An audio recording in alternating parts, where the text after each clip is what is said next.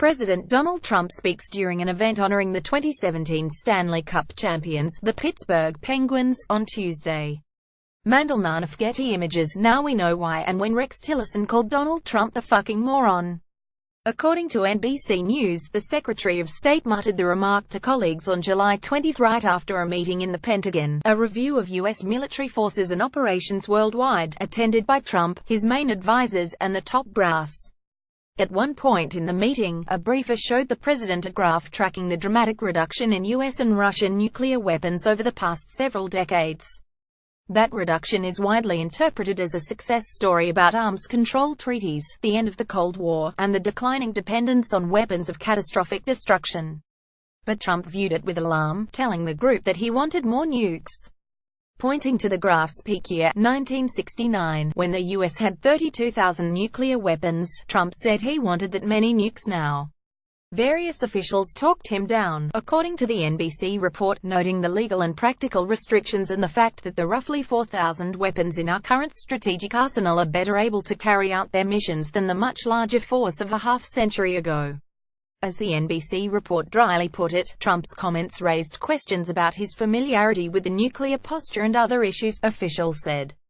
Those other issues included, well, nearly every issue and continent brought up, from Korea to Afghanistan and everywhere in between. Pentagon officials, the report continued, were rattled by the president's lack of understanding on all fronts, though the meeting took place a full 6 months after he'd taken office. This should have come as little surprise.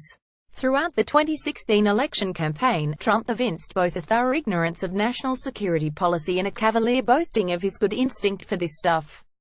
Hence his claims that he knew more than the generals about ICES and that he knew a lot about nuclear because his uncle was a physicist at MIT. This latter claim was particularly bizarre. My cousin is Argentina's most celebrated choreographer, but that doesn't mean I know a thing about modern dance or speak Spanish. All presidents are ignorant of certain issues when they come into office. Most are aware of their shortcomings and take care to study up on what they need to know. The uniqueness of Trump is that he has almost no self-awareness, deals with his flaws by projecting them onto others, and seems allergic to study. He has asked for his daily briefing to contain no more than 3 subjects, with no more than 1 page devoted to each, and containing only the consensus judgment with no space for dissenting views within the intelligence community. Presidents have easy access to the most highly classified information and, if they want, the most knowledgeable experts, in or out of government, on any subject. Yet Trump learns most of what he knows from Fox News and Breitbart. The message is thus clearly sent out to all aides: this president is not interested in learning. To argue your case, find a way to align your views with his buttons, then push them unashamedly. Lt. Gen. H.R. McMaster, Trump's national security advisor, reportedly persuaded him to send more troops to Afghanistan in part by showing him a photo from the 1970s of women in Kabul wearing miniskirts. See, he seemed to suggest, Afghans can be just like us. Maybe Tillerson, McMaster, and Secretary of Defense James Mattis are figuring out other paint-by-numbers games for keeping Trump in their lane on other matters, too. But perhaps the most disturbing aspect of NBC's story is what it reveals about Trump's attitude toward military force.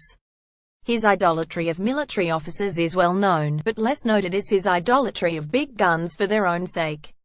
He wanted to hold a military parade in honor of his inauguration until he was told it would tear up the streets of downtown Washington. He ordered a huge increase in the military's budget but seems averse to defending allies or to fighting any sort of war, except for those that he thinks can be won by bombing terrorists or tyrants.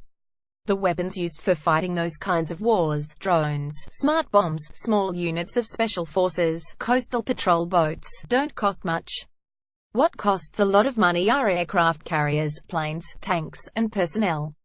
What is Trump's rationale for spending more on those? He hasn't said because this should be obvious. He doesn't know. He just wants bigger, shinier, costlier. He wants military parades as a show of strength. He told his aides he wanted 32,000 nuclear weapons because that was the largest number of nuclear weapons that a president ever had, and he wasn't going to be outgunned by any other president. Forget about how the budget should be allocated, what America's role in the world should be, or why on earth we need to build tens of thousands of nuclear weapons again. U.S. Strategic Command officers already have a hard time explaining, when pressed, why they even need the 4,000 nukes they have. Those things, in his mind, aren't important. Sen. Robert Corker said in his New York Times interview over the weekend that Trump views the White House as the set of a reality TV show, not an original insight but a searing one, given that it came from the Republican chairman of the Senate Foreign Relations Committee. But what's often overlooked in this observation is that Trump takes this view not only on the White House but on the whole world. It's the only view he knows, after all, hence his obsession with Nielsen ratings, poll numbers, Twitter followers, and IQ scores, some of them fictitious, as the prime measures of value. It is a hair-raising fact that though few Republicans have seconded Corker or Tillerson's appraisals of Trump, still fewer have spoken out in their president's defense. The day after Corker's interview in The Times, CNN staffers phoned all 52 Republican senators to see if any of them would come on Wolf Blitz's show to discuss politics that day. Not one assented. They chose not to protest that one of the party's leaders in the Senate likened Trump to a patient in an adult daycare center. They don't seem to mind that the nation's top diplomat called Trump the fucking moron. And no one has as yet rebutted the latest report on Trump's appalling cluelessness about nuclear weapons. The Republicans don't deny any of these indictments, yet they do nothing about them. They do nothing to address the clear and present danger.